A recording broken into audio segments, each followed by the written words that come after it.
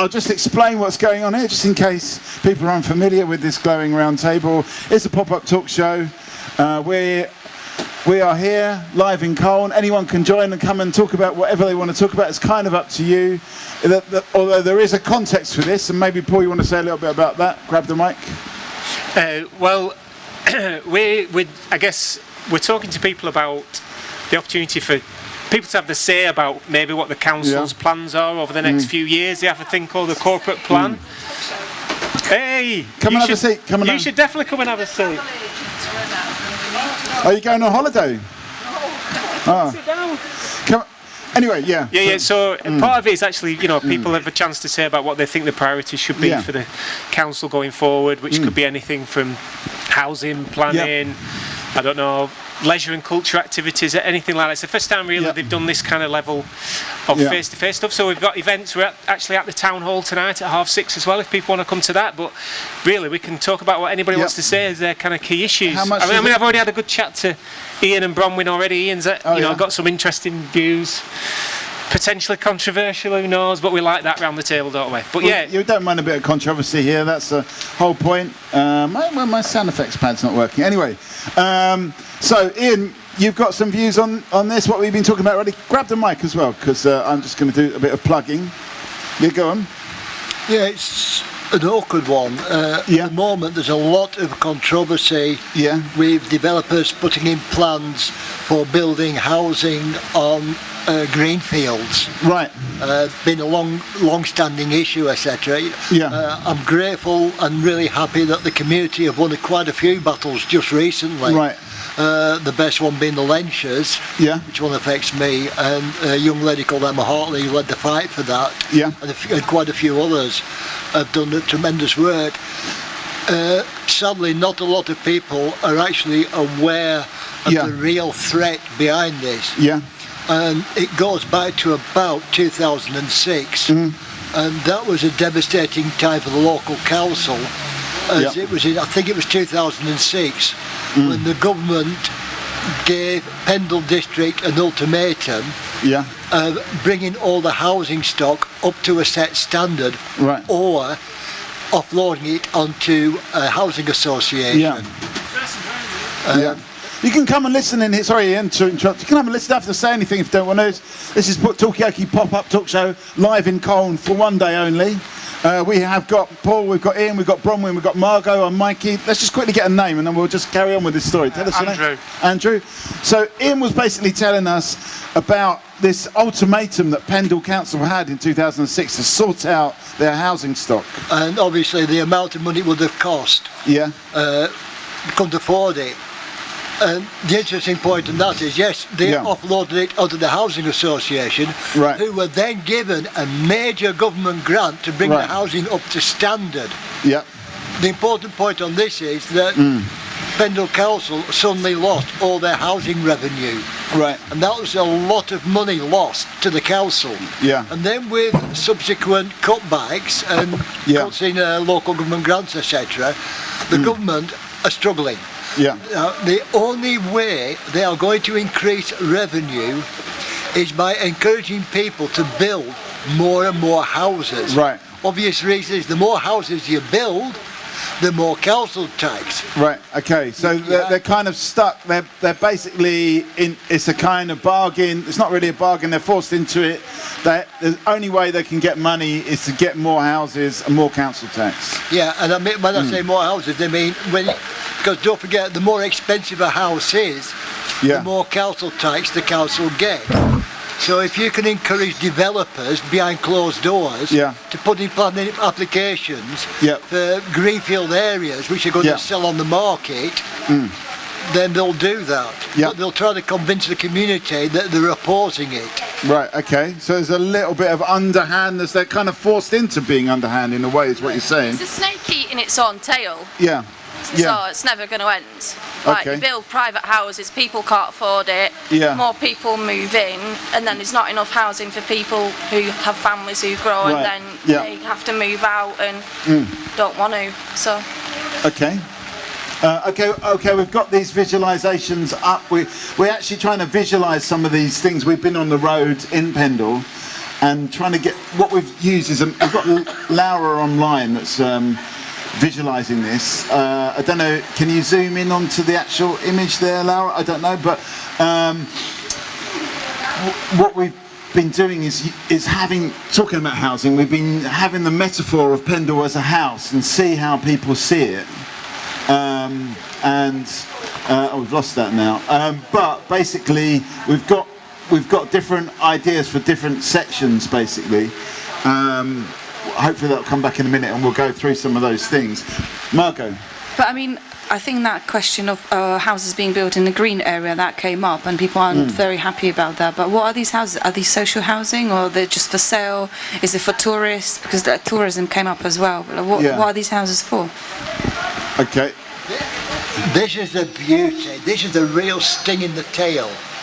Because what they do is when they put the plans in, like if you take up by the railway sidings, and we fought years to save that, and we got stabbed in the back by the local Conservative councillors, and that's actually a proven fact. Tell us about the railway. What was that going on? The railway sidings. Yeah.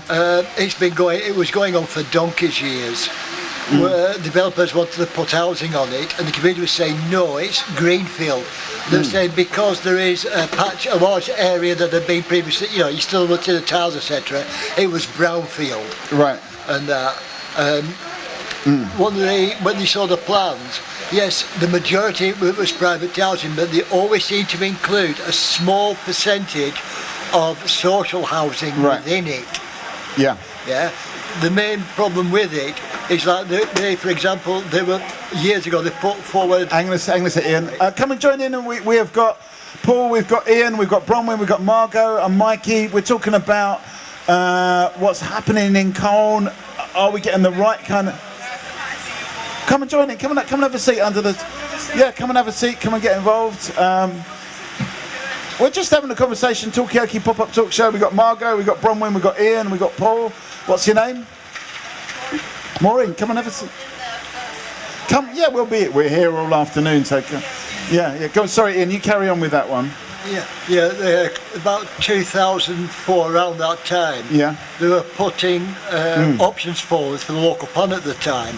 And one of the options showed housing in front of Patton Street, off Exchange Street. The argument at the time given by certain councillors was that we couldn't object, it's brownfield land.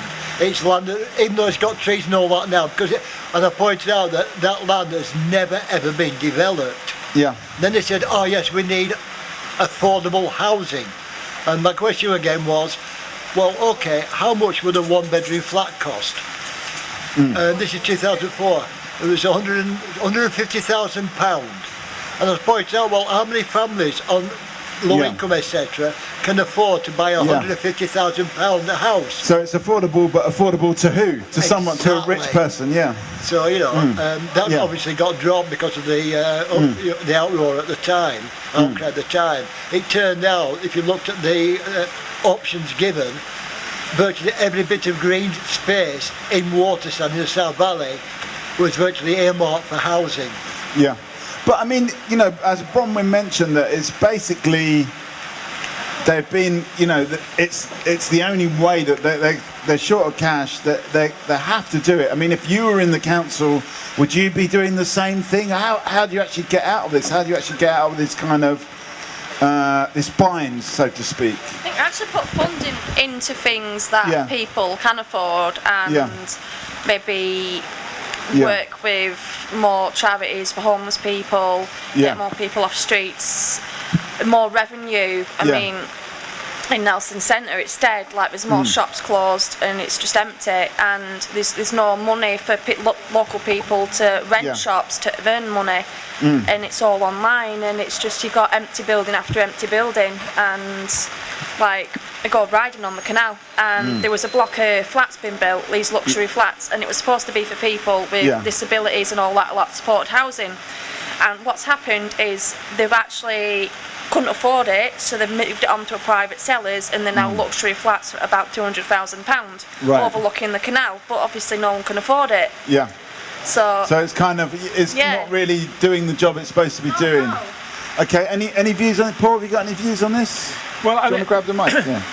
Yeah, I mean, I kind of agree. I mean, I remember recently, and it's great that I think some of that stuff has happened to help stop some of this, but there was a real drive, particularly in Colne, of people trying to stop the potential of all this green space being just taken over. And as we talked about in Barnoldswick, this is the image from Barnoldswick. Yeah. And what you can see, what people have visualised, we started off actually with a very, very green space with Pendle Hill in the background, but it's just kind of got blotted out because, you know, there's so much concern about those sites being developed into housing, and that was a big thing in Barnoldswick as well. Yeah. Well, I mean, I think we do have a lot of spaces which they describe as brownfield, which, if you think about it from a developer point of view and trying to make as much money as possible, of course they want to build houses in nice places, but they end up costing a fortune. But actually, there's loads of space that we could use that could be more.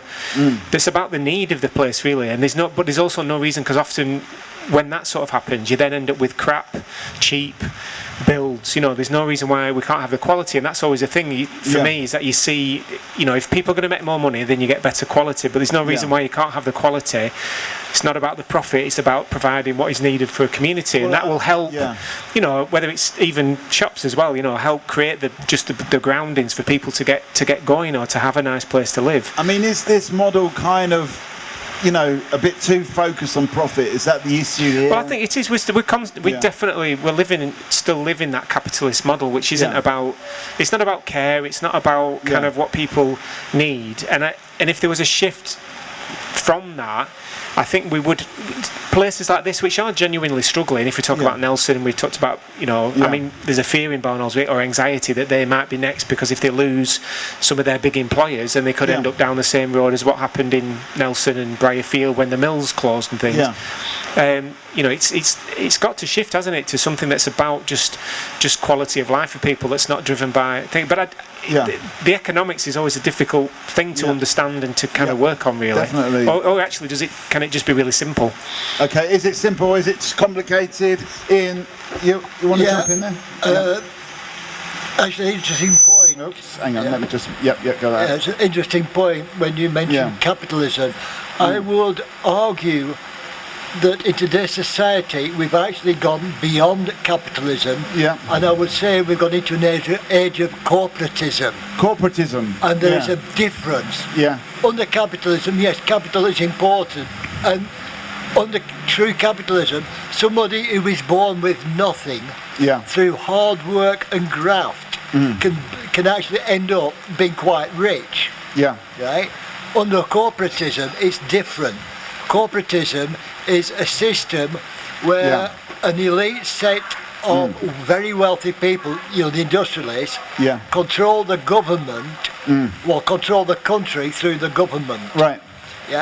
Basically what they do is they manipulate the government so that they can make more and more and more profit. And people say that's conspiracy theory, etc., etc. All you have to do is to take a step back and start thinking and looking at the evidence. A classical example, which is very important in this day and age, is that the amount of people with mental health problems, not just in the country but especially locally, is rising. There is no help for these people under the mental health services. I've seen over the years so many people destroyed. What do you put that down to, Ian, that rise in mental health cases? There's a lot of different factors, and it's a very, very complex one. But one of the arguments is that, or one of the theories, is that it's actually life itself that's creating it, because we're living in such a stressful life. So life is too tough and too stressful. Emotionally, because we're under so much pressure, and people can't cope with it. But the sad fact is that unless you have got a lot of money in your back pocket, and you need, you know, you cannot get help for mental health. You know, people have died, people have suffered, and the argument is they've no money. Well, it's strange, because when you do get help, what they tend to do is fill you full of drugs, which is making the pharmaceutical companies very, very rich. But they're not actually dealing with your problems. They're actually destroying your life just to make people rich. Okay, so that's a pretty, I mean, you're painting quite a sort of desperate picture, and to me it seems quite, you know, it's a compelling picture, but it's also a very, you know, when we zoom back in to Colne, to here, sitting on the street, come and get involved in this. How do we actually deal with this, this mental health epidemic, this, very corporate world that we live in where everything's decided by big companies? How do we here in Colne deal with it? Is there a way to deal with it? Yes. Now, we're fortunate in Colne. I can't speak for any other part of the country, but Colne, we're very, very lucky. Yeah. There's a local group that's been set up about 2 years ago. Yeah. I'm going to have to advertise it, called Pendle Plantcraft. It's a very small group. They're not funded. Yeah. It's totally free. Yeah. And it's a well-being and foraging group. Right. And they've got, very briefly, got 4 aims to the project. Yeah. One is it gives this mutual support to people with mental health problems. Right. People with mental health problems can come out on a walk with us, etc. And it helps them relax, it helps them to socialise, and it also gives them that support from other people who are going through the same problems, that mutual support. The second aim is it actually helps prevent mental health. People who are feeling stressed out with life can turn up, and it takes them back to an old time where there's no stress. Yeah. Third one is an important one, is that we become so dependent on the corporatocracy, on the big businesses, and that we fail to realise there's options. A stupid example is soap powder. The amount of money people spend on detergents. These are produced in factories which are basically destroying the environment. Right? Well, how many people are aware that you can use ivy leaves to produce a liquid detergent that is totally free and far more effective than the shop bought ones? Wow, I didn't know that. I will try that. I mean, maybe we'll get some. I just want to try and invite a few more people in. Did you know you can make soap powder out of ivy leaves? Did you know that, Margot? No, I didn't know this, but I recently started I cut back on using detergents bought in shops. I started buying soap. It's like a very plain soap, and you can use it to wash dishes, and you can wash but that I didn't know. But soap is so much cheaper, and it comes with no packaging whatsoever, and it's very easy to use. But it does take some kind of research. I wonder whether Colne could have that. I don't know, because it strikes me as somebody coming from the outside is it's a very green place, and there's people have got ideas, but it sounds like they can't get them free. They can't, you can't open the shop to, for instance. Come and have a seat on the table of chat. Hello, welcome. We have got Paul, we have got Ian, we have got Bronwyn, we've got Margot, I'm Mikey. Come and have a seat. Come and shelter from the rain. Do you use soap? Come and bring it over. Come and bring it back over here. I'll have a lager as well. When we're talking about, do we really need to use all this soap? Do we actually? Do we need it? Is it part of a capitalist conspiracy to make us spend money on detergents, destroying the environment? I think it'll be an interesting experiment just to see whether we can get corporations to see. I mean, it's super twisted, but if we can get corporations to see benefit of investing in social housing and stuff like that. My friend was working for this big chain of vegan restaurants in Belgium, and he was like, "Oh yeah, this is really great." And then when he met the owner, turns out the guy wasn't even vegan. He didn't care. He was just making money off it. But equally, is it bad? I mean, if they did locally sourced produce, vegan, good, just because it was profitable, that's a good way to make profit. I wonder whether, we can turn the big corporations onto making profit here, but in a good way for the people. But I would say it's twisted. Can it be good profit? That's what Margot's saying. Can we get people to profit from the right things, like the vegan chain of restaurants, even if they're not vegans? And can ultra-capitalists provide social housing, even if they're not particularly social? I think that's the implication. Well, I kind of had the same experience. I really like Brewdog beer. Brewdog beer, okay, and I got obsessed with the Elvis juice, but then it turns out that they were making organic ones and all that, and the guy apparently is quite dodgy, sexist, all that sort of stuff. And he is just he'll make that thing, so it is what it is. But and you just think, well, he does push whether that's something you want to support. But I don't know. Maybe that's. Are you still drinking the BrewDog?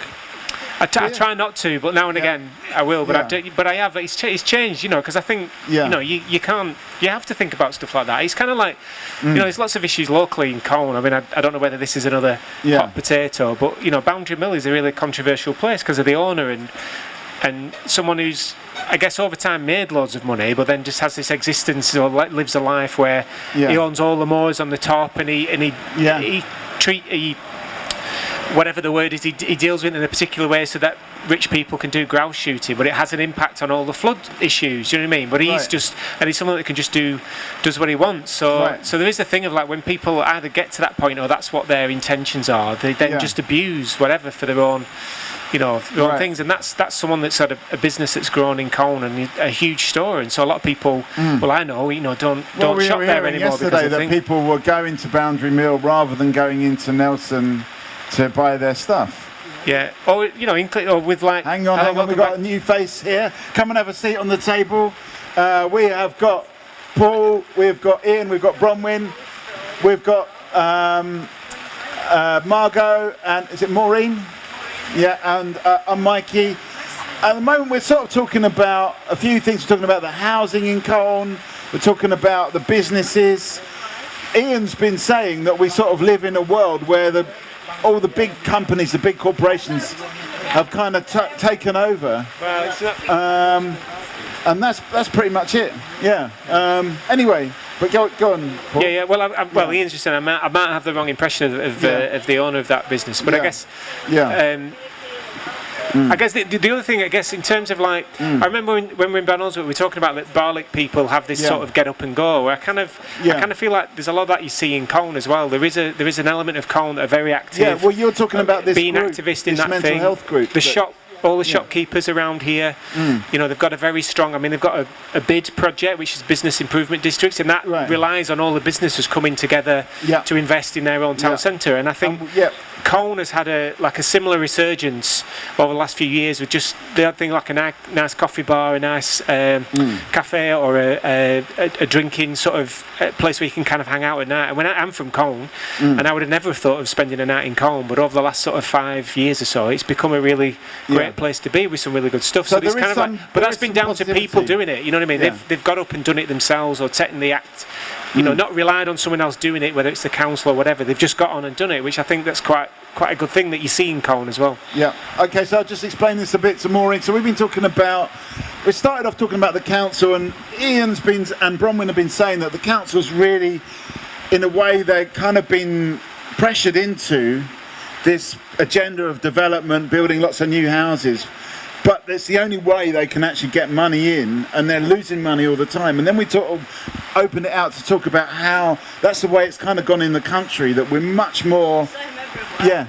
I live in Barrowford. Oh, yeah. And we've got this controversial development plan for 500 new houses, which nobody wants. Yeah. Because to tell you the truth, there's no proper roads to get to them or anything. If they build all these houses, how are people going to get in and out? Yeah. But they never seem to think of things like that. Yeah. So the council has turned the application down, but they'll go above their heads.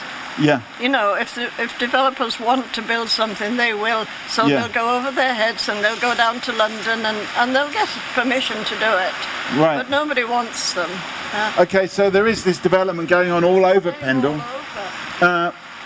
I guess what we're talking about on the other side of that, we've got this kind of, in Pendle, you've got this, at least in Colne, you've got a kind of local kind of movement, people getting up and taking the initiative and doing stuff. What's the name of this group you're talking about, this mental health group? It's called Pendle Plantcraft, and it's a foraging and well-being. It's a foraging group, Yeah, and that's the important part of it. Yeah. Is because, like, as a just example, if you go down to a big supermarket like Sainsbury's, you can buy oyster mushrooms, and they will cost you a fortune. Luxury items. I actually went out one day with Pendle Plantcraft, and I actually picked some oyster mushrooms free of charge. Right. Okay, so you can actually get some of these things. Just if you just go out into the woods, you can find this kind of thing. Would other people? Would you get mushrooms out from the wood? I mean, Margot? I mean, it strikes me as Colne as a good place to come and do shopping. I think because you come from where do you come from to do shopping? Barrowford. Right. So I mean, because there's a bus comes in from Barrowford to here, and it only takes 10 minutes or so. So it's much easier than going to Nelson, and Nelson hasn't got much in it anymore. The shops are better here now than they are in Nelson, really. Yeah. Okay, I just want to say, come and join in. You don't have to say anything, but it makes me warmer, and you'll be drier as well. There's no compulsion. No, come and get involved in this. We have got Maureen, we've got Margot, we've got Bronwyn, we've got Ian, we've got Paul and Mikey. Come and join in. Standing under the rain. At the moment, we're talking about. I guess we're talking about things like the shops. We're talking about I'm quite interested in this mushroom thing because I like the idea of going to get mushrooms, but I'd be worried I'd get the poisonous one and end up with liver failure or something like that. So how do you know which is the right mushroom and which is the wrong mushroom to pick? Well, again, we're very, very lucky. We've got a lot of very knowledgeable people within the group. And also, the first thing that new people are always told is always check 3 sources. Don't just go and think, I think that's edible and all that. The graveyard's full of people who made that mistake. But the group teaches people to forage sensibly and safely. And that's the vital part. And it's useful because I say, like for example, a lot of people don't realise they go on about spinach being full of iron. And yet, if you get the humble nettle, nettle contains 5 times more iron than spinach. It contains 5 times more vitamin C than oranges. It contains, I think, vitamin K, lots of other things, and they're free of charge. You can go out and pick them and use them all year round.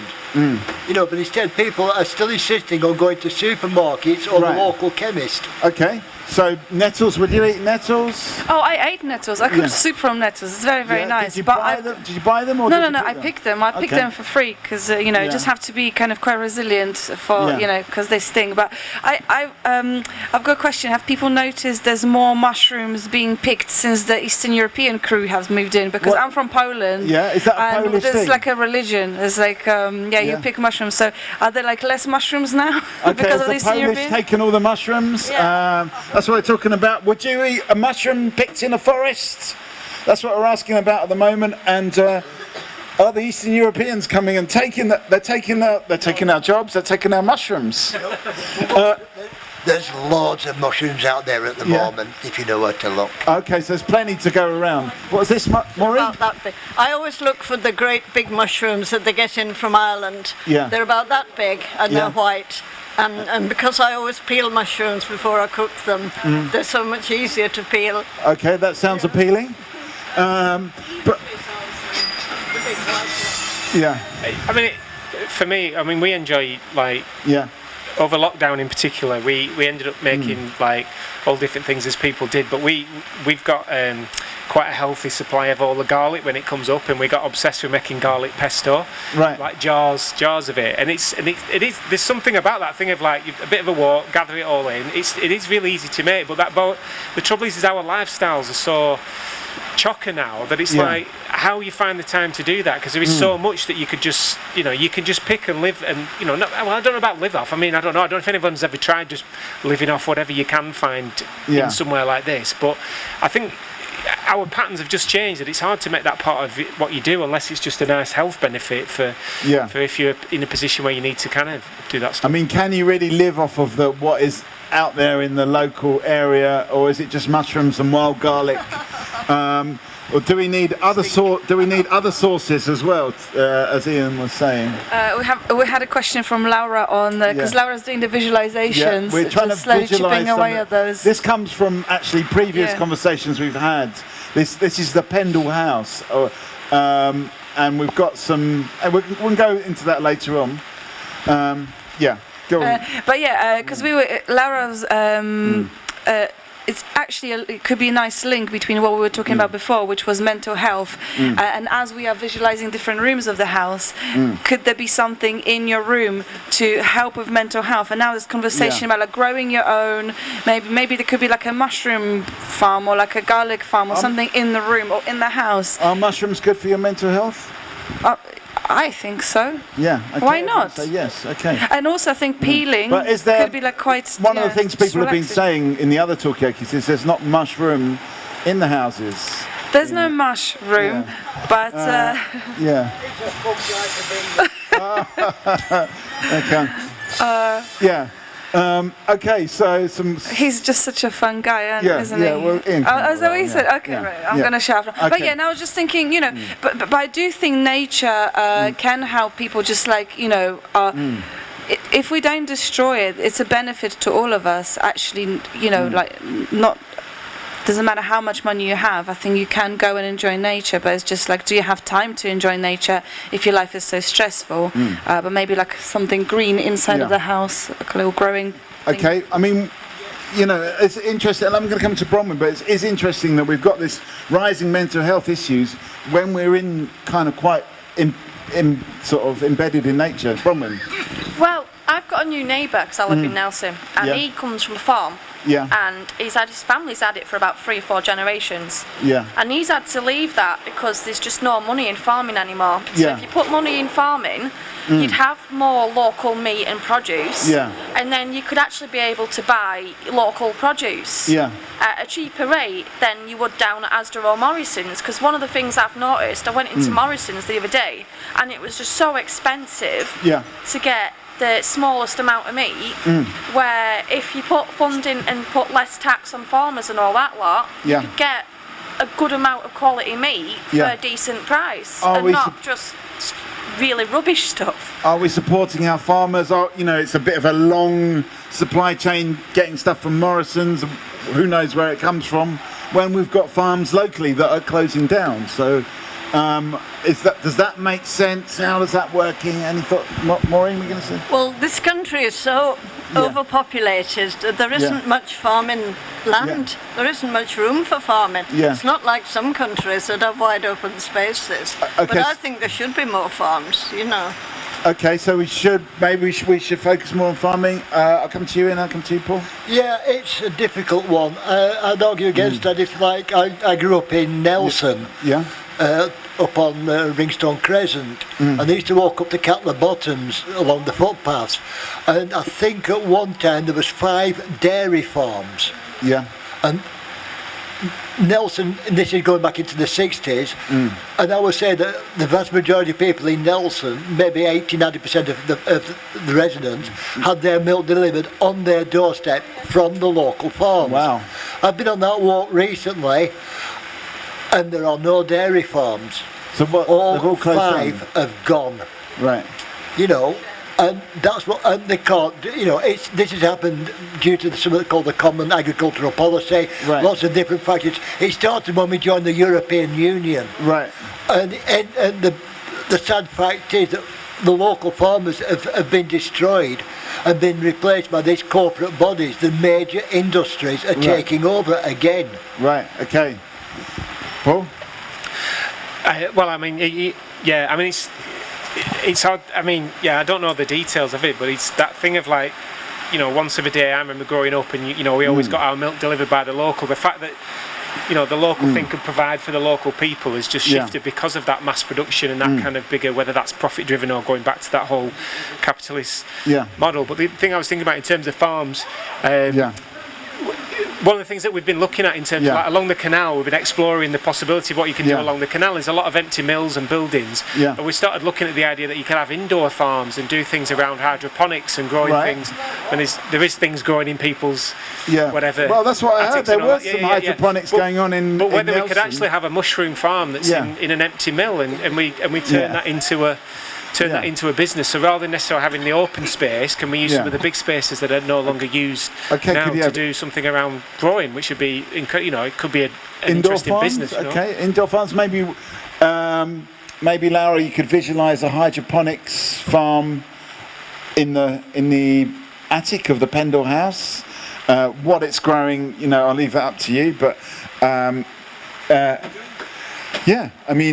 are we kind of thinking outside the box, or in this case inside the box, and farming indoors? Are we being imaginative enough when it comes to solving some of these problems. We know that the tide in a way is against us, and you've got everyone I think accepts you've got these big companies, and how do you kind of deal with those kind of big things on such a small scale in small towns? I'd like to see more farming which is not like about animal farming, because I think that's actually quite bad for the environment, but I would really love to see some smaller farms with vegetables and maybe growing things that we can cook and use as kind of protein source, so we don't have to eat so much meat, because I think maybe that's just generally I think a good idea. Why should we be eating less meat? I think when you have these big farms, particularly when you have cows, I think they just emit so many gases that actually is gas, and maybe you know more about this, but I don't think they're very healthy. I think eating meat, for instance, in Japan, people don't eat meat that much, and they don't die of like heart diseases so nowhere it's near good as for your frequently. health, and it's something good for the like environment. So eat less meat. I think cows for the milk, don't we? There's such a demand for milk in this country, and that's what you have the cows for. I was brought up on a farm. In Ireland. I'm from Irish people. And I lived there till I was 5, and then I used to go back in the holidays. And everything that they wanted, they grew themselves. All the fruit, the veg, pigs for the meat, cows for the milk, you know. Is it still like that? That was like, more so than over here, I think it is. But over here, that seems to have faded away a lot. Okay, so it used to be much more local. In Ireland, everyone... Newtown Nursery. Come and join in. We're talking about the future of Pendle, future of Colne. Well, exactly, that's why it's relevant. But have you got anything you want to say about this? Tell us your name. We just want to say hello to the parents and children of Newtown Nursery School, the only nursery school in Colne, and we're out on a sponsored walk with the future of Colne, our little children aged 0 to 4. Okay, is it a bright and sunny future? Not today, maybe? Absolutely, the weather is not indicative of what our children are going to achieve. Okay, so the children are going places. We're gonna build them into the conversation at some point, maybe in a few years' time. But we are, that's what we're actually talking about. That's what we're concerned about here. Come and get involved in this. The call out is to everybody. Oh, we've got somebody coming. Come and get involved in this. We have got Bronwyn, we've got Ian, we've got Paul. We have got more. Come 2 minutes. Tell us who you are. Oh, these people. Yes. That was clever, actually. Anyway, where are we going with this conversation? What do we want to talk about? I mean, we've just seen all these young people. What is the future for these young people? Is it going to be overcrowded houses where there's not much room? Is there going to be like hydroponic vegan farms? There is one as well. You mentioned this earlier, and you said about mushrooms and mental health. That is one of the most controversial subjects you could have brought up. Right, okay. Because at the moment, the only mushroom that it is illegal to pick is psilocybin, aka magic mushroom, aka Liberty Cap. Right? Fine. But there's a lot of research being carried out. They've now discovered that microdosing with psilocybin is an effective therapy for depression, anxiety and other mental health problems. It's very, very natural. It is totally safe. The other mushroom, which is legal to pick and use, again is highly controversial, and that's Amanita muscaria. Or fly agaric, which everybody knows as the red and white. The classic one. The classic mushroom, there's a pharmaceutical company in Canada who are actually looking at this very, very closely. They discovered there's 2 active ingredients within Amanita muscaria. Can never pronounce the names because it's that. We'll just say whatever. We'll be back. We'll be, I think it's blinded by science anyway. It's aberbutanol. And there's also muscaria, I think. Now, the problem with that is that if you don't prepare them right, they will not. They are, contrary to popular belief, they are not fatal. They will not kill you. But the aberbutanol, if you take too much, The idea of that, it stimulates the nervous system, it wakens it up, it activates certain parts that are normally dormant. And if you get too much, the body doesn't like this, so it thinks we'll get rid of it. Yeah. So you spend most of your time sat on the toilet clutching a bucket. Right. If you take a little bit more than you should, more than that, it produces minor convulsions, etc. Right. So you can imagine you can't sit on the toilet, but you still got the same result. So it's coming out of both ends whilst you're lying on the floor twitching. Yeah, okay, but let's focus on the positive. The positive is, if it's done right, this company are now looking at it as a therapy for long-term anxiety. Yeah. It is far more effective than the benzodiazepams are prescribing. Right, okay. And it's totally non-addictive and totally harmless. Okay, well let's go around the table. Maureen, would you try some of these magic mushrooms or the fly agaric in order to improve your mental health? I've never been a real mushroom person. I'll eat them every now and again, but just plain mushrooms as food. But I don't go into the science of mushrooms or anything like that. Okay, well, I mean, I think it's interesting to get this perspective. Margot, would you try some of these mushrooms? As you say, is it in the Polish tradition to try the funny mushrooms, the magic mushrooms? Well, you know what? No, actually, I would blame England for turning me on to the magic mushrooms. I didn't know about them until I came here, so I think maybe that's some kind of business opportunity. Also, there's this city where it's very industrial. Come and join us, and they are and they produce They produce some. Margot, let's just. This is Tokyoki Pop-Up Talk Show. We've got Margot, we've got Maureen, we've got Paul, we've got Ian, we've got Bronwyn. I'm Mikey. What's your name? Come and. Would you take? Would you eat a magic mushroom? Would you? Or maybe you're on one now. Maybe, I don't know. The microdose. Yeah. No, but what I want to say, could Pendle be this kind of underground producing place? If you don't know, you just don't know. But if you know to get your magic mushrooms from there. I'm not proposing it to turn into a drug, but alternative lifestyle, alternative solutions place, which is kind of beyond, a bit more underground than official, because anything that becomes official will be co-opted by corporations, pharmaceuticals, whatnot. So maybe this is a big borough of rebellion and doing things underground. So could it be a magic mushroom centre, a centre for medicinal mushrooms? I believe it would be called, wouldn't it? Is that actually a strength that this area's got that maybe we're not really working with? You say yes? Yeah, Colne's actually quite unique. If you look at it from a social anthropologist point of view, it's very unique. It's one of the few remaining, in the South Valley of Colne, not the whole of Colne, but the South Valley of Colne is one of the few remaining counterculture communities that has not changed since the 1970s. Right. And that makes it unique. We've always had this tradition. In fact, I think in about 73, Colne was actually classed as the hippie capital of England and Wales. Really? Okay. Yeah, the contact point for anybody coming into Colne was actually on Patton Street in the South Valley. Yeah. And it's sort of...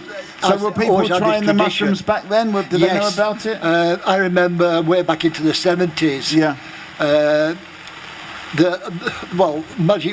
Pendle mushrooms were famous throughout the country. Right. You could take magic mushrooms down to London in the 70s, dried mushrooms, and you could swap it weight for weight for really good cannabis. Right, okay. It was that popular, Pendle mushrooms. Okay. That was in the 70s. If this is just looking forward, we're talking about the future, if you're saying those things are being now recognised as legitimate medicines, if they were legalised, could it be a business that actually could centre around Colne and actually be something that would, because we were talking about the economy drying up or not all being focused around housing and... Yes and no. It's okay saying that, but if the pharmaceutical company said, yes, we'll look at psilocybin or Amanita muscaria, we can use these developed drugs, they're going to make a lot of money out of it. It's going to be manufactured.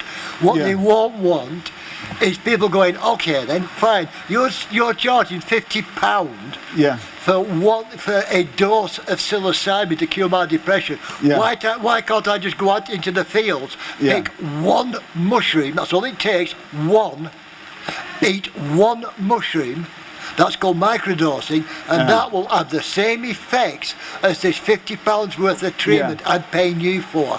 They won't want that. Okay, so in a way, it's never going to fit into that kind of corporate world. It never will. You're shaking your head as well. We're talking about Colne. Could it be the magic mushroom capital of Britain? That's not me saying that. I'm neutral here in the middle. I'm not honestly not saying that. But what's that? Do people want it to be? Yeah. Well, do you want it to be? Not really. No. Okay. Okay, so there's not really, it's not a unanimous thing for sure. Paul? Well, I'm just wondering, because, I don't know, Hebden Bridge seems like it's like, I don't know if you call it the hippie capital, so I'm wondering how did Colne lose that title to like Hebden Bridge, and that's become this kind of alternative counterculture place, because it definitely still exists at the bottom of Colne, and I don't know, is the Lord Rodney like the centre of that, the epicentre of it?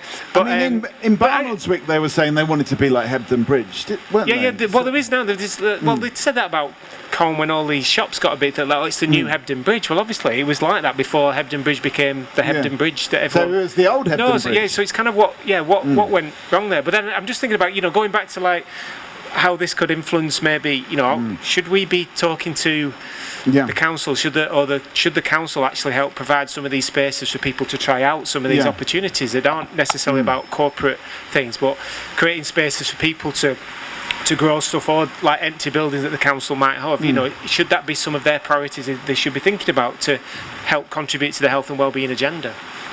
Okay, how can the council contribute to this idea of health and well-being, which is so important now? As Ian mentioned, there's a mental health epidemic. Could we be doing mushroom farming or something like that? Margot? No, I just wonder whether there could be some kind of festival, just because, there will be something that will bring people together across the area. I think everybody just, everybody likes, I don't mean like entertainment, but everybody likes to get involved in culture or music or performance or something. But also, there are a lot of interesting ideas that people have, and maybe it's about creating some kind of platform. Because I didn't know about this past of, Colne's past as a kind of hippie capital, or whatever you want to call it. But I think that's really interesting, and it's maybe about taking off that label like, oh, hippie, oh yeah, drugs or whatever. It's just actually looking at kind of countercultural practices which are, just good for community, because apparently now, if you're a nice person and you look out for your community, you're countercultural. It's like, what's just kind of what's happening? Being kind of countercultural. Yeah, somehow. Yeah. It's like being caring. I don't know what you think. I don't know. It's as I said, I don't come from round here, but I first came to Colne in the mid-90s, and I remember there were a lot more shops. Yeah. All along there was that big dress shop and everything, and it's it hasn't faded away as badly as Nelson, because Nelson has really gone to nothing. Yeah. But it's such a shame to see these towns going like that, because I know Colne is an old area. Is there any way to reverse it as far as you're concerned? I don't know. I mean, look at what they've built over there, and they're still empty, big buildings like that, and they're not doing anything with them, are they? Okay, so... Yeah, and Nelson got millions off the government to do the town up, and they haven't done anything so far. So far, but maybe they're just waiting for that idea, like the mushroom farm. Laura's been visualising this.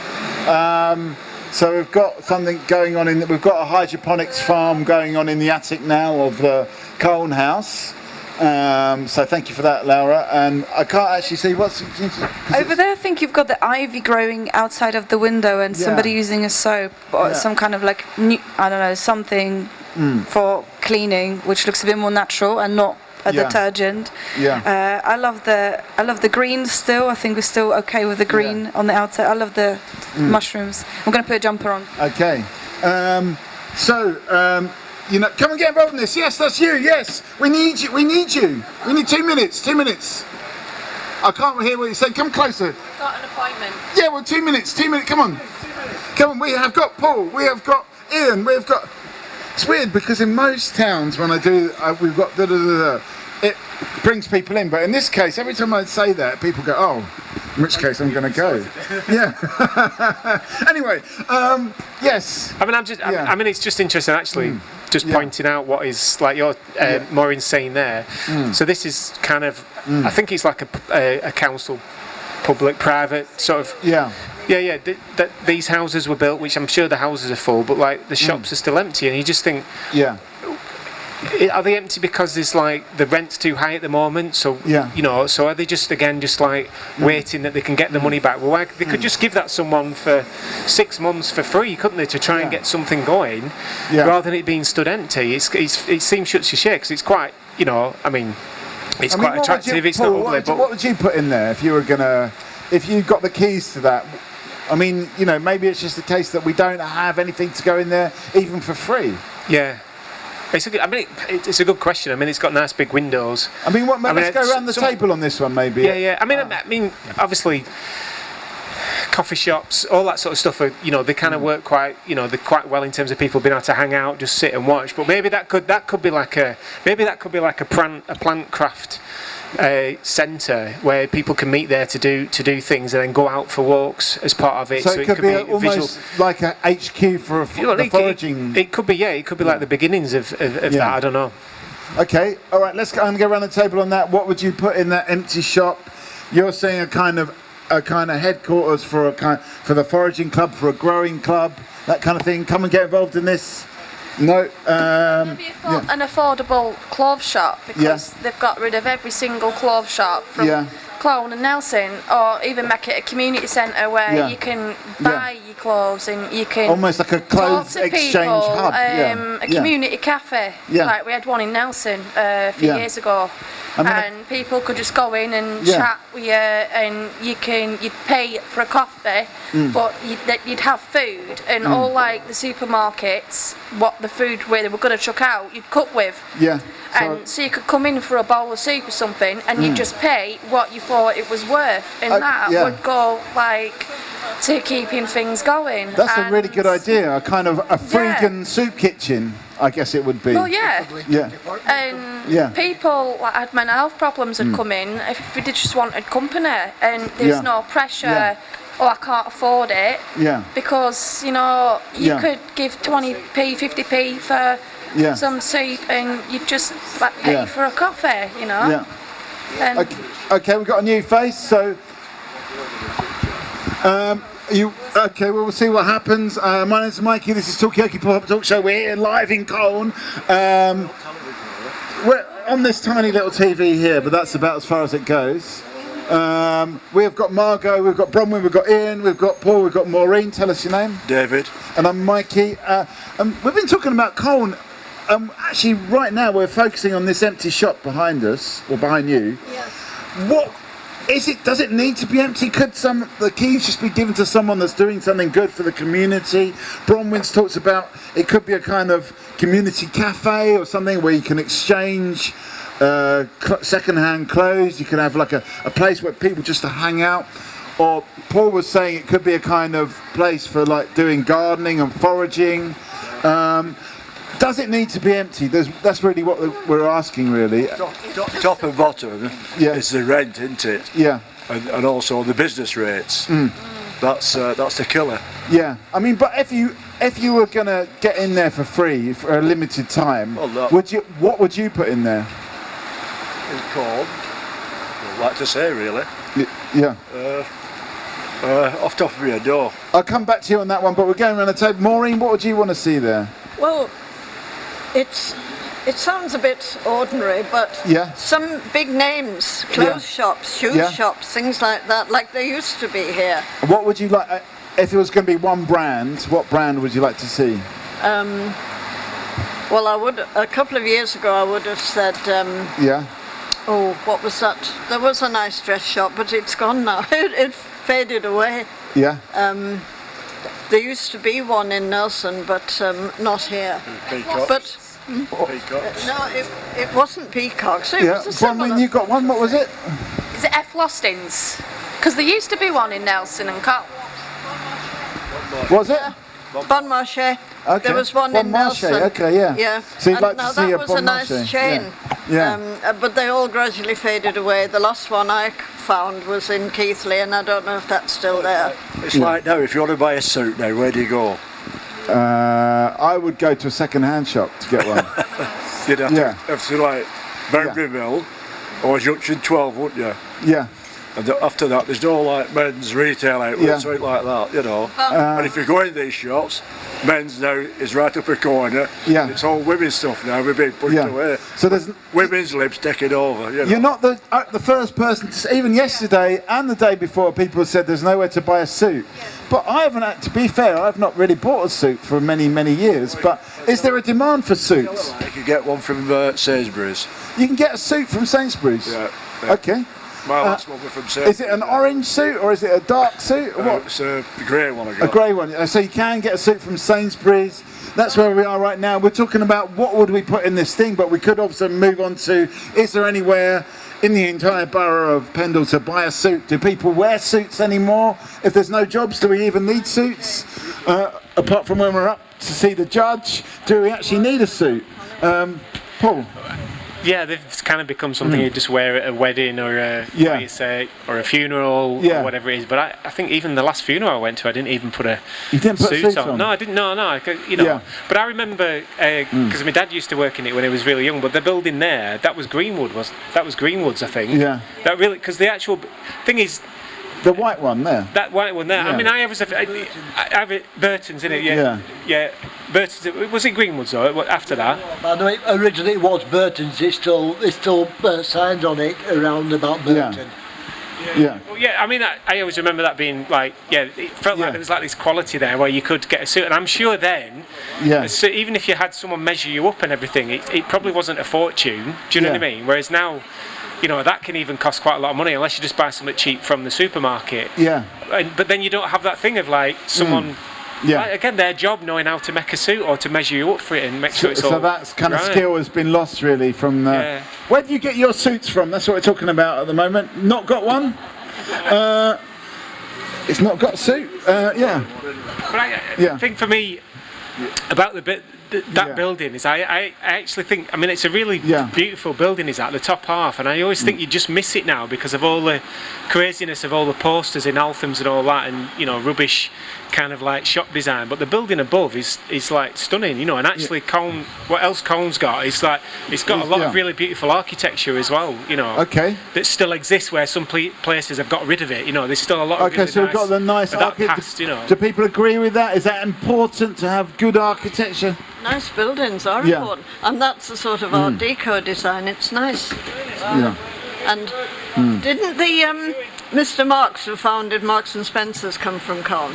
Did Marks from Marks and Spencer's come from Colne? Yeah. We were doing a gig in Leeds. That's where the first. There's got a little market stall there, which was the first Marks and Spencer's stall. Mr. Spencer came from, but I know that Marks came from here. Okay, well that's someone needs to get on Wikipedia and find that out and just get a bit more information about that. I'm gonna look up because now I'm really intrigued just because Marks and Spencer came up, but what I really, just because you mentioned about where do men get clothes from, and like you say, it does come up as a subject. I wonder whether there could be like, I don't know, like every few weeks or every week a new kind of, I don't know, male couture fashion place just coming in and just taking over the shop. And okay, like maybe a fashion pop-up. Yeah, but just like every time or ever so often there'll be a change and people can come and pick, you know, what the style is, and after a while maybe, you know, the area will know, or people will know, like, oh, this is the brand that we like. Maybe just bring them in permanently, or like some kind of, I don't know, some kind of showcase of men's fashion. Let me get a final thought from Ian before you go. I'm coming back. Okay. Well, I've got a thought. Yeah. We do need suits because we do need jobs. Now, the problem I've found is because I'm looking for work. Is I'm constantly getting told you don't have enough skills or experience, but you need an employer to give you that experience to get those skills and train you. Right. Now, if they don't give you the job, then how? And no one ever gives you a job. Then how are you ever going to get that experience? Yeah. So you're caught in a kind of catch-22 situation. Okay, that's a really good point. And is the suit going to help? How do you get experience to get a job? Were they asking you for experience? Any thoughts on that? How did you get your job? Oh God, I started as an au pair in this country. It was a really bad deal because there was 2 of us and we got paid one wage, which was £40 a week. That was in the Cotswolds, the capital of au pair exploitation. Yeah. But then I just went into every cafe and pub that there was in Stratford upon Avon. There was one pub in the village where I worked. Yeah. It was literally one pub, and I went there and I just didn't leave until the woman said, "Oh yeah, I'll give you a job." Don't leave until they give you a job. Yeah, but I think they just didn't have many young people living there, so it was like, you know, but I think Colne strikes me as a lot of young people here as well, so maybe it's a bit more competitive to do that. But then when I wanted to do art stuff, I just started my own thing. I just pretended there's a network of Polish artists, and then I put it out there, and people were like, "Oh yeah, I want to join this network," but there was no network. It's just me in my bedroom. You just made it up. Basically. I made it up. You faked it till you made it. Yeah, I did, yeah. How do you get a job? Any ideas on this side? Well, I think if you do want a job, is take any job, and get yourself on the ladder. So if there were you and me together, and you've been out there doing anything, well, no matter what you're doing, you're trying to get work. I've never bothered, so I'd pick you before you pick me. Okay, is that the case though? Have you? No, I think that if I were employing somebody, I'd ask them why I've been working for last 6 months, and you say, well, I've been doing menial jobs for the last 6 months, I'm trying to get a better job. I'd employ that person over there. So you'd employ someone that's got any sort of job, so just try to get any kind of job. Any sort of work, yeah. Yeah, okay. I always think all the people who say there is no jobs, there is jobs. Yeah. What was your first job? I was a joiner, apprentice joiner. Right, okay. Well, and what did you have to do for that job? Well, you did anything. You were a job in joiner, so if you said you have to paint a window, we painted a window. Right. You didn't say it's not my job, you just did it. It could be part of your job. Yeah. You know, you sweep it floor, whatever. Just like making a brew of tea and all that. Yeah. You just get used to working with people. Yeah. So I keep telling my granddaughter now, she's 13-year-old, she says she don't learn anything at school because they're all kicking off in class. Yeah. I said, just knuckle down, do what you can. And I said, when you're going to get your job and go to work, unless you put the effort in, and when I'm talking to you now, we're both looking at each other. Yeah. If you don't get that, you'll never get a job. Okay, so it's also about connecting with people, making the eye contact, putting the effort. So we're talking about jobs. How do you get a job? Is it about just taking any job? Come and have a seat on the table of chat. Come from out of the rain. We're talking about. We've moved on that. I think it's a good point from Brodwyn. It came through the suits discussion, but how do you actually get onto the employment ladder? Is it just about taking any job, and what are those starting point jobs? Bronwyn? I think it's become much about who's got the highest grades, who's got, or you've got a B. It should be about, do you have the personality, do you have the will and the heart to do that job and, work really hard. But people aren't looking for that, they're just looking for grades. Yeah, which I think is really hard for people who did struggle a lot. Yeah. And, you've got the will, you've got the effort, you're always willing to learn new things, but they're not willing to take a chance on that. They just want someone with the better grade. And I think that's what it's just all become now. Are we too obsessed with grades and qualifications? You're nodding there, Ian? No, I think it goes deeper. It's like being an old fogey kind of thing. Yeah. I left school in 1971. Yeah. And I could get a job any time. Yeah. It's a bit of an awkward one to admit, but in the first 10 years of leaving school, I had 33 jobs. 33 jobs? 33 jobs. Yeah. Because in them days, you could go start to work on a Monday, 2 weeks later, I'm bored of this. On the Friday, say, oh, I'm going. Yeah. And on the Monday, you walk into another job. Right. Yeah, that's in 71. Yeah. When we joined the common market, things suddenly went downhill. And it's now been proved that when we joined the common market, a lot of companies in this country were very quietly behind closed doors given very large grants to relocate into Europe. Right. The other one as well is that you've got countries like China who are importing so many things. If you go back to the average household in, say, 71, 69, 67, even before, how many of the goods in your house were made in Britain? Go into the average household now, look round, and how many goods are made in China? I'm going to sit here, and we've got a new face here. Come and have a seat on the table of chat. We have got Margot, we've got Dave, we've got Maureen, we've got Bronwyn, we've got Ian, and we've got Paul and Mikey. This is Talkie-Okie. Come and have a seat, come and get involved in this. There's a few things on the table. Where do you buy your suits from? Have you got a suit? Do you need suits anymore? And we're talking about jobs as well. How hard is it to get a job? I'll leave you, thanks. Not a big subject then for for that matter, but that is one of the major problems. You know, we've imported so many stuff. We've destroyed British manufacturing because it's cheaper to produce goods abroad and sell them here. Also, since the 70s, we lived in what is sometimes termed as a throwaway society. Right. You know, disposable culture. Because I know, sorry, go on. Just because I think Maureen's going, so let's just get a final thought from you. I was going to say I've got to go, but what days do you meet? Well, we're just here today, but we're here later on at the town hall. At 6:30 if you want to come back for this, but no. Keep an eye out for us. You keep an eye out for this man actually, because thank you very much.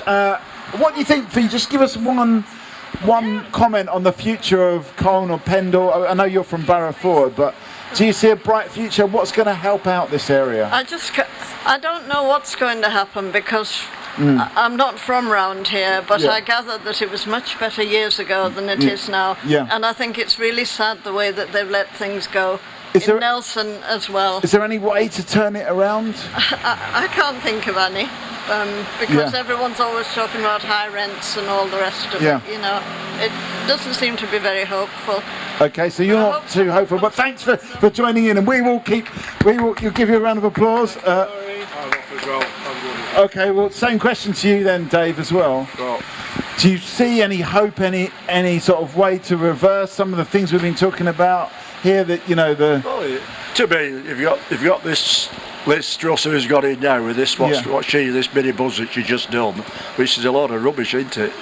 Yeah. You know, all that doing away with that high tax and all that. Yeah. Never mentioned once about poorly paid people or pensioners out like that, you know. Yeah. So what do you do? I mean, obviously we can't change what's going on with the whole government, but locally, is there anything we can do to sort of? Well, to me, I go litter picking twice a week. You can pick litter pick on the same street every week. Yeah. And they don't go any better. Yeah. Why can't they put the stuff in the bin? I was doing it last week. Yeah. And an Asian guy come up to me. He said, "Why don't you do this more often?" Yeah. And I'm a volunteer, so he thought I worked for the council. Yeah. He got about paying his council tax. I said, I pay my council tax as well. And I turned round, I said, it's volunteer on my back. Yeah. And he went, oh. And I said, if you put your rubbish in the bin, I won't have a job to do. Yeah. And he walked away, and it's correct, that, isn't it? Why can't they put stuff in the bin and keep the town tidy and stuff? You didn't try and persuade him to become a volunteer as well? If no chance, have you? Often don't want to work, do they?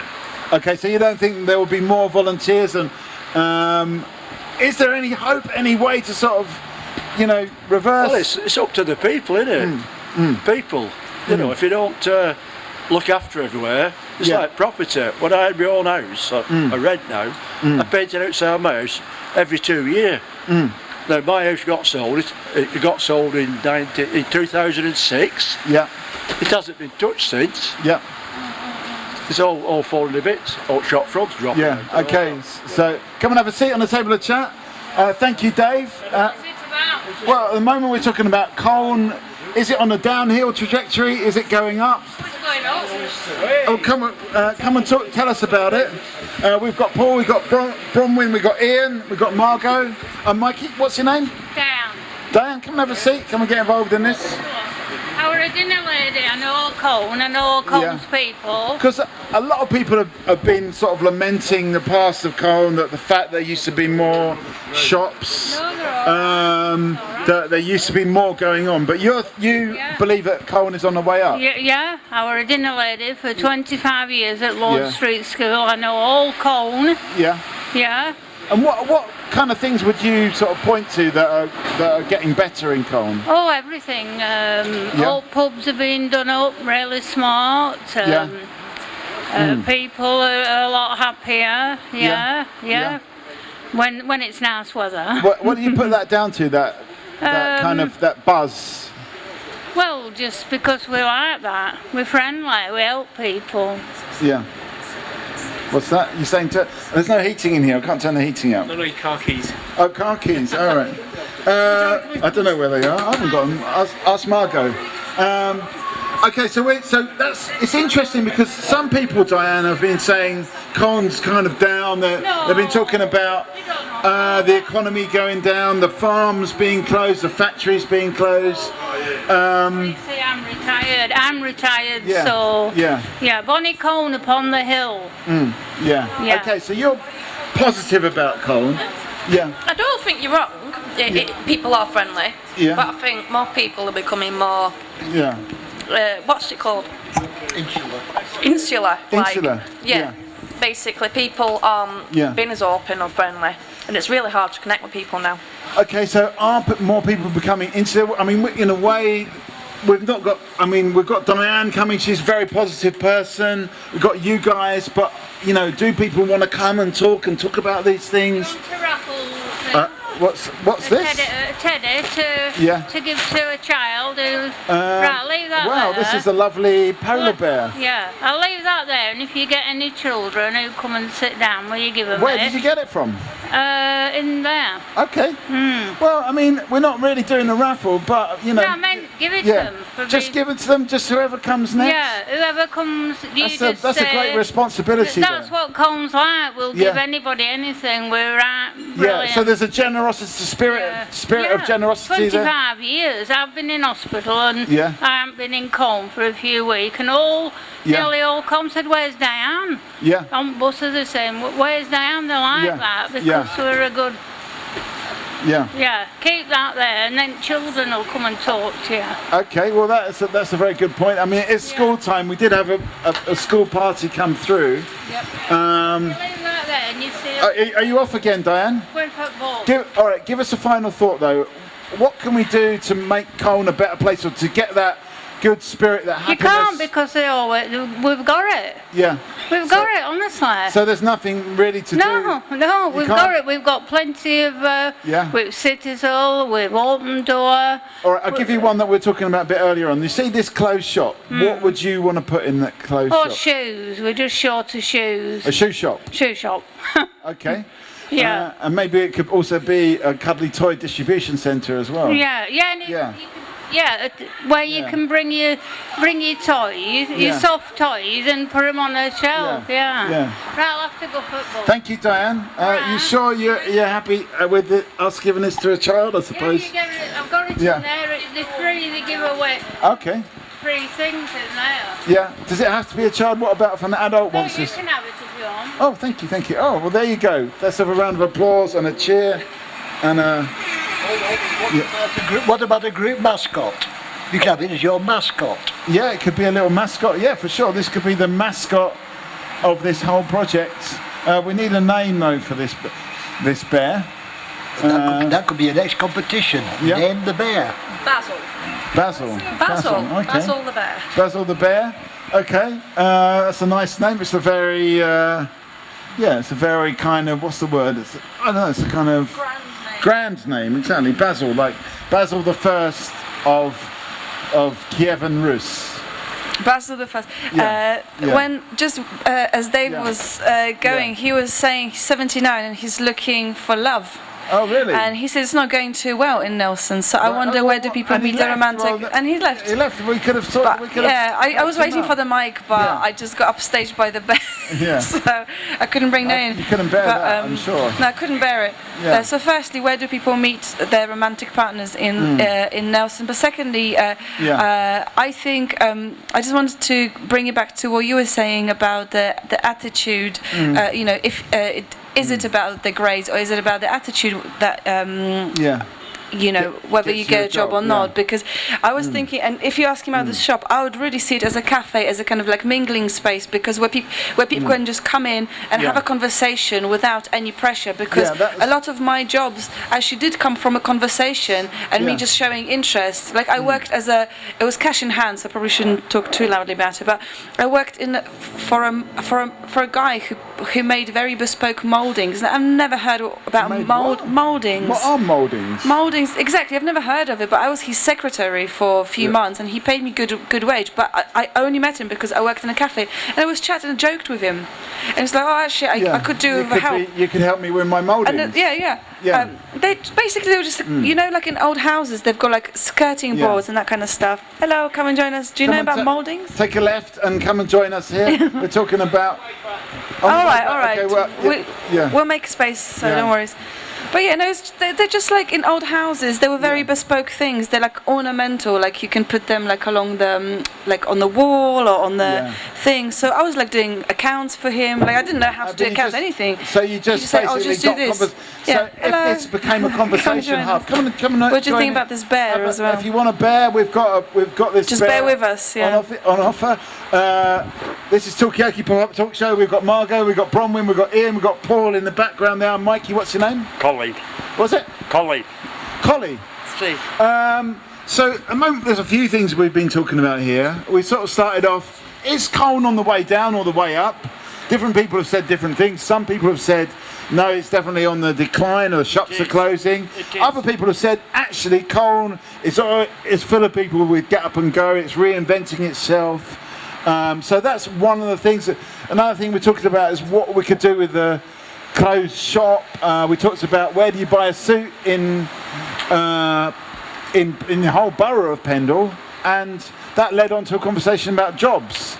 Are there jobs out there for people? Are there not jobs? So there's all the things we've been talking about. I don't know, where we want to go with this. We were talking about also, should there be a kind of community cafe in this space so that people can actually get jobs just by chatting to each other? That's where we are right now. So I don't know if any of those subjects strike a chord with you, Collie?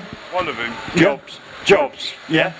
And what do you think about jobs? Are the jobs out there? Are there no jobs? They are if you have to look for them. Yeah. But you have to keep going. Then the only problem is you apply for them, and sometimes you don't get any feedback off them. Yeah, so in a way you've got to be really resilient and just keep going and go and be like a dog or maybe like a bear. Just keep going with it. There's a lot more going on, I know, behind the scenes that you don't know about, a lot of it. Yeah, so you need to somehow get behind the scenes and find out what's going on behind the scenes. Not always easy, but maybe something like a cafe. Margot got a job just by working in the cafe, chatting to somebody who did mouldings. Yeah. We still not 100%. Yeah. It was better rate per hour, I have to say, because sometimes it's about like getting your foot in the door, like Dave, who was here earlier, just starting out doing something, and then out of that go to your next job. And honestly, I never thought I'm going to go to so many different jobs, and but also when I started understanding how it works in the arts, because I really didn't know anyone. I came from outside of this country, didn't know anyone, and I just kind of made up. And then I realized there's some grants that I can apply for, and then I just begged, bought coffee for people to help me do the first application. And then when I got my first funding, I was like, oh, I can actually do something myself, and that was really it just blew my mind, because I never thought I can do it. Okay, so there's a lot of persistence going on, but Ian was telling us that when he left school in 1971, he had 33, not all at the same time, one after the other, 33 different jobs. In those days, getting the job was just simply walking into any business and just saying, I'd like a job. Yeah, it was common them days. A stupid example. And going back in the 70s, at the risk of being arrested, I was actually stolen one night at about 4 o'clock in the morning, totally out of my head. Bought it in the middle of summer, and I went for a walk down Barrowford. And there was a mill there called Sam Mouldings, and because it was summer, the shed doors was open. And I just stopped by a shed door, and the mill manager was having a smoke break, and I just stopped and went, any jobs going, mate? He went, start tomorrow night. And I literally, you know, it was a bit, because it was working permanent night, so I might take a couple of hours sleep, but next night I just turned up and started work. Right. That's how easy it was. In them days, well, I've done all sorts of mill. In them, I think that job was for a battery filler. Right. I've also done unifill tenting, room sweeping, roller carrying, beam wheeling.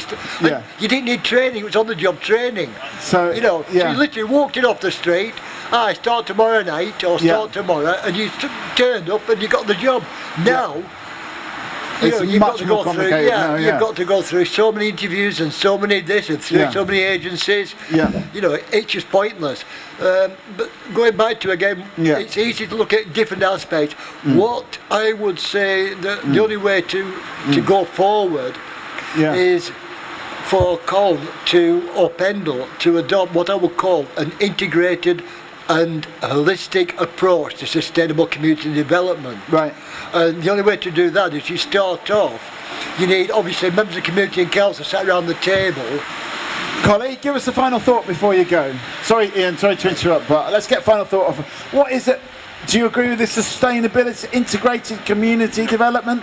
No. No. What is the future for, what is the kind of recipe for Colne? Just grab the mic as well, because it's hard it all goes downhill. It all goes downhill. Is there any way to reverse it, do you think? Well, if this government pulled the finger out, yeah. So it all depends on, is there anything we can do locally though, because it's hard to obviously well, we could do getting a few extra people for shops, you know, but the rents are that high now they just can't afford them. Yeah. So you've got, in a way, you've got a quite pessimistic view on it. Yeah. Yeah. Okay. We're trying to get ideas and trying to, I mean, you know, obviously we're doing our best. We'll see what happens. But, you know, what I find interesting is some people are insisting that Colne's on the way up, but other people are insisting it's on the way down. So there is a contrast, and I find that quite interesting. That different people have got different views on it. But we'll have to wait and see, I suppose. Thank you, Collie. See you later. We need a new laptop there, or maybe we just we've run out of batteries then. Oh, have we? Okay, right. I mean, I wonder whether people see Colne on this way up or on the way down. Is that to do with like mindset? Is it about and where mindset? does that come from? Because you know, so far we have not met anyone on Tokioki who was like, oh, I've got all the money in the world, I live in a massive mansion. Like we never, you know, people seem to have like you know, just similar kind of walks, well, different walks of life, but they live a similar life. Like they've got a job, or they've got like whatever families, they want to do something for the community, you know. But it seems like they've got this kind of mindset, and I wonder where do they take their positivity from or negativity from, and whether that's something that's actually in ourselves, or is it really just down to the environment? Is it down to experience? Is it down to the environment? Why are some people negative and some people positive? And we did interrupt your point about the integrated community. As I said, it's an integrated and holistic approach. Yeah. And people look at you blank, and it's so obvious, you know, that they're integrated. Well, instead of saying, oh, look, we've got this committee that's looking at housing. Yeah. Well, okay, what about mental health? Oh, no, we're looking at housing. Yeah. Well, hold on a second. You can't. You need to look at everything at the same time, and you need to bring them together. Yeah. Because obviously, if you're in the wrong kind of housing, if it's dilapidated, you've got a bad landlord, that's going to affect mental health. Someone was saying that last night actually, saying making exactly that point. Yeah, and you're saying about like turning it into a cafe, a community cafe. Well, why don't go a step further? Why don't you link in then with foraging groups or other experts, so they can forage the stuff. And then it can be then taken to the cafe. We can, like I have a friend who's part of Pendle Plantcraft called Louise, and she bakes. She is a goddess in the kitchen. I am not joking. And what she'll do is she'll go out to forage. And I was at an event up at Clarion House now from Pendle, people enjoying nature, and she'd done some of the cakes and all that for it as a bit of a do. And she'd baked some cake made out of nettles. Oh, we're back to the nettles again. And I'm not joking. You know, it was addictive. It was incredible. And all the stuff she baked, and all of it had foraged stuffing which had been picked from her local area. She didn't have to go for miles.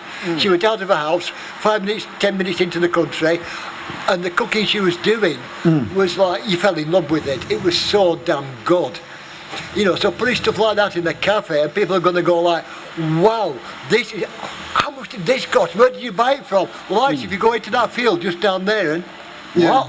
You mean it's free? Yeah, obviously apart from the, the flour, stuff like that, the main ingredients are free. Yeah. So doing stuff like that, because obviously you can't replace the corporate bodies, you can't replace shops, but you can reduce the amount and you become less reliant on. Yeah. And that's important. Okay, and I think it's also that the other side of that is you're doing stuff for yourself as well. Correct. And again, it's part of this mental health process. And this, I think the problem, we need technology, but we become so reliant and dependent on technology that we become slaves to it, and it has affected our mental health. We live in a competitive world. Oh, I've got a new phone. And in 12 months down the line, you've got to buy another phone at 150, 100, 200, 300 pounds because your one's out of date, and people give you funny looks for using an out-of-date phone. You know, especially if you're a teenager. Oh my God, my friends are going to talk to me. I haven't spent £300 on the latest phone. Well, you got a phone a year ago. Why do you need another? Because we become so reliant, and that's destroying our mental health. We need to take a step back and take control of our own lives. And start becoming more sort of holistic, looking at a wider range of issues that are affecting us. Absolutely. I mean, Margot. But I think also just like exposing people to these like nettle cakes and that kind of stuff, I think it's just such a great thing, because for instance, where we are based in East London, we've got a studio. There's not really much going on in terms of like food offer, which is fine. Okay, it doesn't have to be. There's a chicken shop. But there's nothing to. So in the end, we always end up having chips and like fizzy dinosaur like sweets, which are not very good for us, but we just have them because there's no offer. And then people go like, oh, I don't like this new thing, but they don't know whether they don't like the new thing just because there's nowhere to get it. So I think definitely have more places that utilize this, foraging kind of, ingredients, cuisine, that kind of stuff.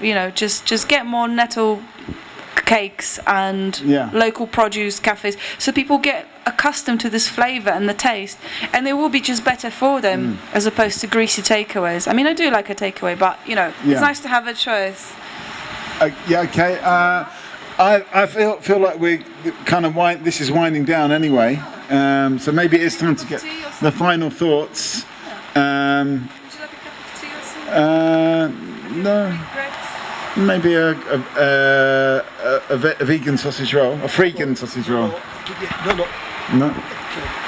Just down there on the left, Super Sub. Go in there. Do not touch the cookies. Do not go near the cookies. Why? They are so addictive. Right, okay, we'll end up being addicted. You'll eat at least 7 or 8.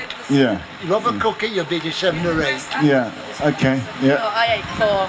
You had 4. She want 1, she ate 4.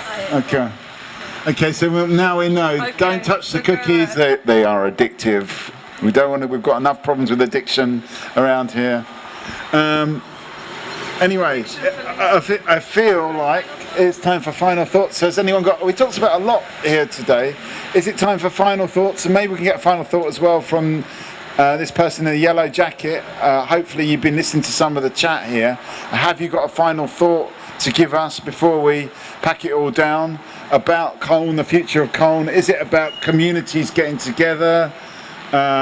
Is it about better economy? Is it about just a positive mindset? These are some of the things. Have you got any views on this? Not ready? Well,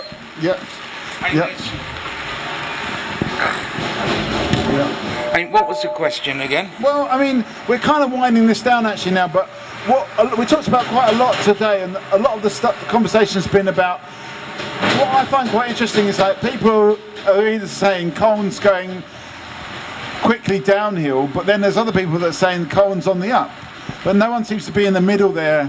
But is it about mindset? Is it about where people are, what they're doing?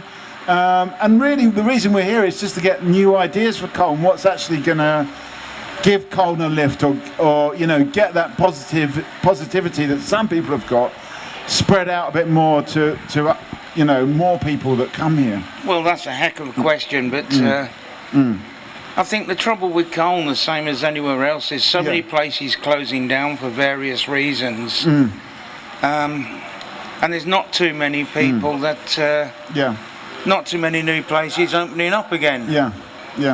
What are you doing with that camera?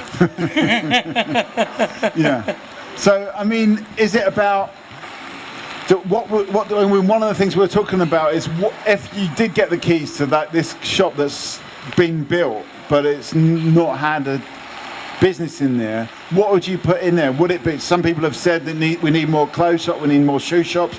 Bronwyn said a community cafe and clothes exchange place. Ian, you're saying a kind of like a growing place, or a place where you can sort of get into foraging and stuff like that. Well, that may not be a bad idea. I think as far as cafes go, and I know you're talking about recycling, but there's plenty of charity shops and what have you within Colne itself. So I don't really think we need any more of that. I mean, that's one hell of a question to throw at me. I haven't really given it much thought. I've only been in Colne for about 4 or 5 years myself. I mean, do you feel it's going up, it's going down, or somewhere in the middle? I think it's been deteriorating a little bit from what I remember. But having said that, I still love being in Colne. I wouldn't want to live anywhere else. So it has got some really good aspects to it. Oh, I think so. All right, the hills are a bit of a pain, but... well, I mean, I don't think anyone's thinking about flattening it down or anything like that, but... oh, no, you'd rob Colne of his character if you started trying to flatten it or anything. But, as you can appreciate, I've got this bigger scooter than the normal ones. Simply because of the hills. So it's got power. Because you get a smaller one than some of the hills in here, then I wouldn't even get up them. So it's a bit, obviously it's quite hilly. That's a good thing and a bad thing, but we're just actually closing down here, but you've got 5 minutes. We got 5 minutes too, but what we're talking about here, we didn't get your name actually. Phil. So we got Margot, we got Bronwyn, we got Phil, we got Ian, I'm Mikey. And then what we've been talking about this lunchtime is like, is Colne on the way up or is it on the way down? And really we've been trying to get ideas for like what would give this area a bit of a spark. You know, one of the sort of kind of ways that we've been projecting this is like that shop over there that's empty. What would you put in there? And these are some of the things. Well, what kind of ideas? Ian's come up with loads of ideas, and so has Bronwyn today, about what would actually give more of that community spirit back to Colne. Is it about mindset? Is it about positivity? There's a lot of get up and... What's that? I come all the time now. I didn't used to. I used to go down Burnley, but I live on a farm in the top, so I prefer to come to Colne because it don't feel as... not being funny, it's like... It feels a bit more intimidating down Burnley sometimes. I don't mean that in an offensive way, but I don't know, it just seems a bit more... You feel it's a bit edgy down there? It can be, a lot of pound shops and things like that. I think what's really important is for people to shop local. That is one major thing I go on about all the time. The trouble is you need to get younger people in to do it, because I come out and it's... I mean, you know, there is me and other people, but there's a lot of elderly that still do it. People are too reliant upon online shopping. We need to get out of the habit of that, support our local economies, get out, get on the market and everything. Say you need something you think, oh, I need this for a present. Honestly, you can get it. If you go to your local shops, you can find it. It's just people can't be bothered a lot of the time, and we need to get out of that habit. But I think we need to have stuff to attract those people. And what kind of stuff would that be? Now, personally for me, it doesn't matter, but people do like things a bit more, I'm going to say the word, I'm going to put it out there, folks, hipster. Yeah. You know what I mean? Yeah. Something that will attract them, maybe some music, something like that, you know. It does need to be, you know, something that will bring them, and then they might come out and spend money in the shops. Yeah. But I think that's, it's vitally important, is that. Okay, so you're thinking hipster stuff like coffee, music, that kind of thing. Yeah. I mean, could we turn that? I mean, somebody mentioned Hebden Bridge. The other thing we were talking about is magic mushrooms. Could we become a magic mushroom capital? That's a bit hipster as well. I'm all up for that. Yeah.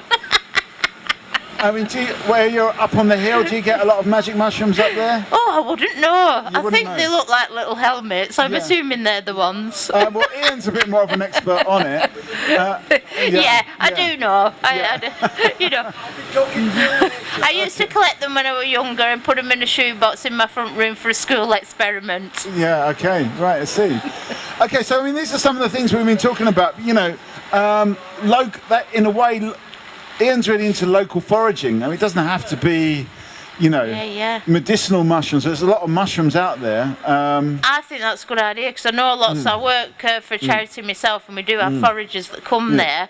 But I think that'd be brilliant actually, because you could get them to meet somewhere. Yeah. And then it's all about getting them in here for a reason. Yeah. Get them here for a reason, and then while they're here, I'll go and spend money there, and there. That's what you need to be doing. Yeah.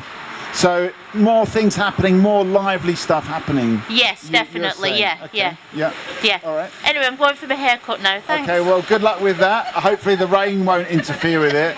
The last thing you want is like get a new haircut and then get it all flattened by the rain. Thanks so much for stopping by. Thank you very much. Oh, we didn't get your name. What's your name? Joanne. Thank you, Joanne. Thanks, Joanne.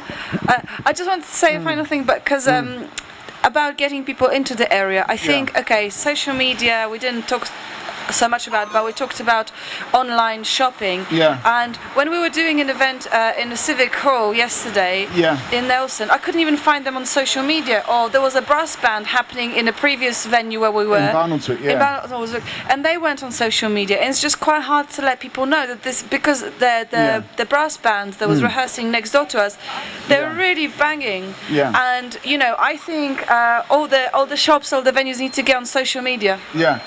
Let's get a final thought from you, Phil, before you go. Give us a final thought.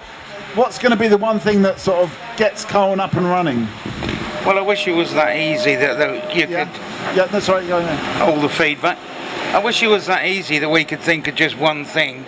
I know there's been mention of your magic mushrooms and things like that. Personally, I don't touch anything like that. Yeah. Never have done, never will. But I know it's appealing to some people. Yeah. And as long as it's softcore and not hardcore, then I can't see there being a major problem with it. Apparently, there's some mental health. This is what Ian was saying. There's some mental health elements that actually these kind of, these herbal or fungal things can actually improve your mental health.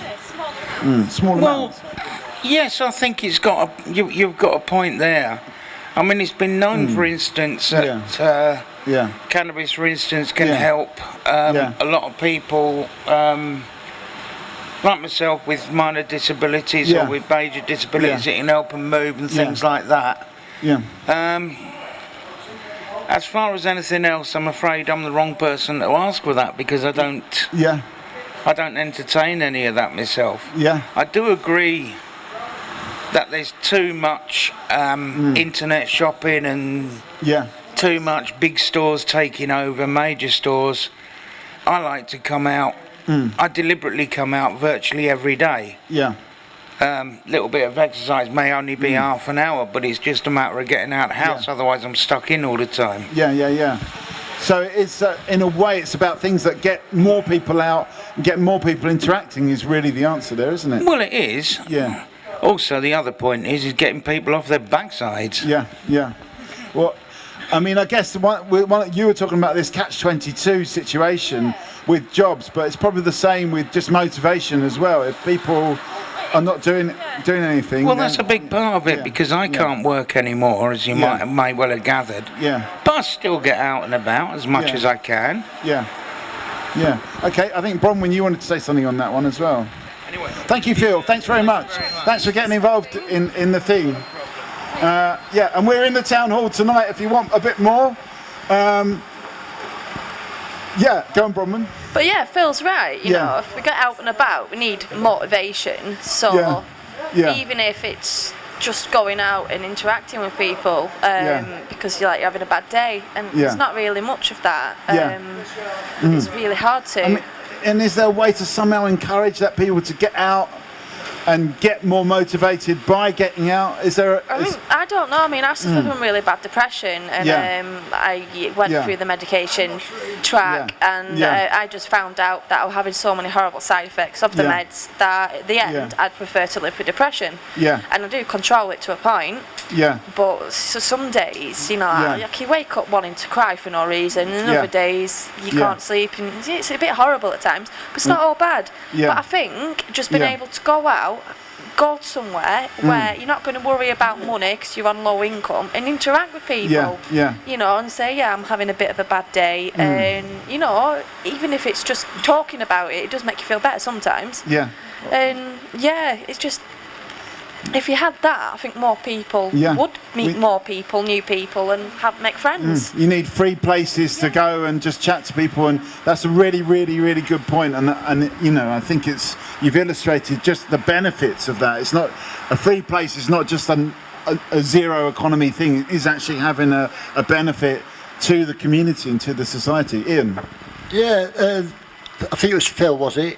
Yeah, made a good point. He was actually talking about something we haven't touched on because it's so controversial, and that's herbal cannabis. And somebody actually pointed out one of the major stumbling blocks to having it legalised is a simple, undisputed fact that if herbal cannabis was legalised for recreational, etc., the amount of tranquilizers, barbiturates prescribed by doctors would fall by at least 70%. Right. You think how much money the pharmaceutical companies are going to lose. Okay. They are going to oppose it. And the problem with that is we have had so much disinformation, misinformation, put out by various governments that people are terrified. And it's about time they suddenly stopped being terrified, sat back and looked at the facts, look at the science, not the stories and the myths, look at the hard evidence and make it matter. Also, you're talking about motivation. You know, people saying, how do you change things? Well, always remember, as somebody once said, it takes one spark to destroy 1,000,000 acres of trees. It takes one voice. It takes one voice to stand up and go, no, we will not be controlled by the corporate bodies. We will not. We are a free people. And when people stand up and get together, that's when we will change Colne. Okay, and that's going to happen. That's a good point. I think we're come to the end of this now already, but that's a really good point to end it on. Unless anyone wants a final thought, I think it's people getting together, standing up together, and that's a really good point to end it on. We'll be back in Colne this evening at the town hall, 6:30. So come and join us. It's gonna be warmer. We're gonna have teas and coffees and cookies. Maybe we'll get we'll get some addictive cookies. So we'll have some of them. Margot? No, I just think, more spaces which are warm, free to come to, somewhere people can chat, because like you say, from one conversation, we just don't know where that can lead us. Go. Whether it's your next job, whether that's, you know, a new friendship, maybe it's that's kind of why we do this. That's why we do this. Because the conversation conversation does lead to so many things, to jobs, to ideas. But also sharing information about, you know, and knowledge. And I think, let's turn this shop into something like that. And maybe it will have to make sure that we can get Tokiyaki table in there as well, just in case. We're just winding down. But anyway, we're back at 6:30 in... Where are we? I believe we're in Colne Town Hall at 6:30. So you've got another bite of the cherry at 6:30.